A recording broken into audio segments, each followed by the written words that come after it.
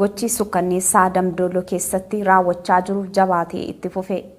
Guyyaa har'aa Dambidolloo magaalaa walakkaatti bakka addabaabaayii jedhamu irratti dargaggoo Amaanu'eel Wandimuu qaamoleen mootummaa haala sukkanneessaatiin shugguxii morma isaatti rarraasuun abbaa torbee qabanne jechuudhaan rasaasatti roobsanii ajjeesuutu himame. Akka jiraattonni jedhanitti hawaasa magaalaa Dambidolloo walitti qabuun bakka daa'imman dhaabbatanii ilaalanitti yakka sukkanneessaadhaan waraanni mootummaa harka isaa duubatti hidhuudhaan rasaasaan ajjeesuu isaanii nu himu. Guyyaadhuma kanas maatii isaa fi abbaa fi haadha isaa qabanii hawaasa fuulduratti reebicha irratti raawwachuu isaanii jiraataan keelloon dubbisee ni hima. Gartuun mootummaa PP uummata shororkeessuu irratti bobba'aa jiran kunneen yeroo gara yerootti uummata nagaa irratti yakka ajjeechaa raawwachuu fi uummata doorsisuuf rifaasisuu xiyyeeffatanii dalagaa jiru. Addatti magaalaa Dambidolloo keessatti ajjeechaan sukkanneessaa deddeebi'ee kan raawwatu ulfi osoo ciniinsuu irra jirtu daa'ima dhalachuuf jiru waliin kanaan dura magaalichatti harkuma mootummaa Impaayera Itoophiyaatiin ajjeefamteetti. Akkasuma hayyuu yuunivarsiitii barsiisaan yuunivarsiitii Dambidolloo kan ta'e torban darbe keessa haadha warraa ulfa ji'a 9 oliirraa waraana mootummaan erga ajjeefameen booda haati warraasaa torban booda da'uun ishee gabaasaa turreerra. Gidduma kana ajjeechaawwan sukkanneessoo hedduun qaama shororkeessaa PPtiin uummata nagaa irratti deddeebi'ee raawwataa kan jiru hanga ammaa daangaa dhabuun daranuu itti fufee jiraachuu ibsa. Gabaasni har'a arganne kun gochaan har'a Amaanu'eel Wandimuu irratti raawwate daran kan nama gaddisiisu ta'ullee taatee kana qaamni mootummaa itti yaadanii uummata fuulduratti viidiyoo waraabaa ajjeesuu isaanii karaa feesbuukii waajjira kominikeeshinii Dambidolloo jedhuun maxxansanii raabsanii jiru.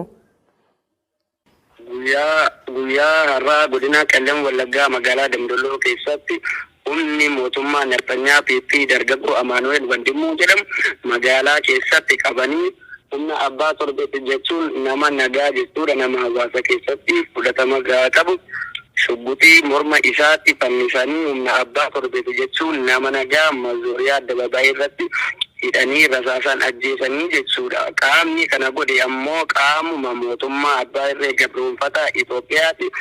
Gochi kun ammoo kaleessas ilmaan Oromoo irratti adeemsifamaa jira. Har'allee waan irraa dhaabbate hin qabu jechuudha. Hayyee gama biraatiin immoo abbaa fi harmee isaallee achitti fidanii reebicha irratti raawwatan odeessi jedhu nu qaqqabeera. Kun hagam dhugaadha? Eeyyee kun dhugaadha. Namni hundumtuullee reeffa mucaa sanaa lafatti ilaalee itti siquu sodaatee jennaan haati isaa dhattee mucaa koo jettee gaafa isheen reeffa isaa sana irraa qabattee boosu jechuudha. Harmee isaa kana tumanii caccabsanii ammallee nama mana yaalachiisa jechuudha deemuu hin dandeenye jechuudha. Meegaa taateen kun irra deddeebiitiin magaalaa Dambidolloo keessatti dargaggoota hedduu irratti raawwachaati kan inni jiru. Yeroo kana raawwatanis immoo humna abbaa torbee yookiis immoo maqaa mootummaan jedhuun abaa'oo shanee deeggartu jechuudhaan itti maxxansee taatee kana irra deddeebiin raawwachaa jira. Walumaa gala haalli uummanni magaalaa Dambidolloo keessa jiru maal fakkaata? Haalli uummanni magaalaa Dambidolloo fi naannoo ishee keessa jiru jechuudha. Burjaaja'iinsaaf goolii guddaa keessa jira. Uummanni bahee gabaa dhaqee nagadatee galuu hin danda'u jechuudha. Ilma keetu akkasii obbolaa keetu akkasii jechuudhaan qabatamaa wanta hin taane ragaa sobaatiin nama nagaa mana isaatii fuudhanii ajjeesaa jiru jechuudha. Magaalaa Dambidolloo keessatti taateewwan akkanaa irra deddeebiidhaan waraana nafxanyaa mootummaa PP kanaan geggeeffamaa jira jechuudha. Kabroon immoo edda galgala jechuudha. Nama Balaa'in Inaa jedhamu mana isaatii gadi fuudhanii rasaasa lamaan rukutanii du'eera jedhanii waggaa isaan deemanitti maatiin fuudhanii gara hospitaalaa geeffatanii jennaan har'ayyuu hospitaala ciisee yaalamaa jira jechuudha. Namni nagaa mana isaa keessaa fuudhamee ajjeefamaa jira jechuudha. Hayyee meegaa hawaasa uummata Oromoo cufa isin dhaggeeffatuuf dhaamsa yoo qabaattan?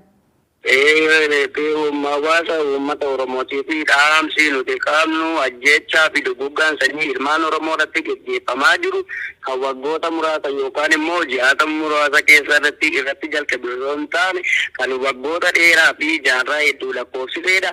Sirni duguggaa sanyii ilmaan Oromoo irratti akaakilee keenya ka'eeti dugugamaa dhufe Oromoon immoo sana keessatti ajjeefamne qe'ee keenyarraa buqqaane jedhee miira sodaa keessa galee qabsoosaa dudduubatti deebisee hin beeku. Hanga guyyaa har'aatti wareegama kaffalee biyya isaa dhiigaan kabachiifachuuf ilmaan Oromoo sababa Oromummaa qabu qofaaf sababa Oromoo ta'e qofaaf ajjeefamaa jira. Har'as ta'ellee boruu uummanni jabeenya akkanaa gaafa irratti geggeeffaman sodaatee dheessee duubatti deebi'e osoo hin taane miira xiiqii keessa galee qabsoo ilmaan Oromoo fuulduratti tarkaanfachiisuu qaban jira. Hayyee guddaa galatoomaa.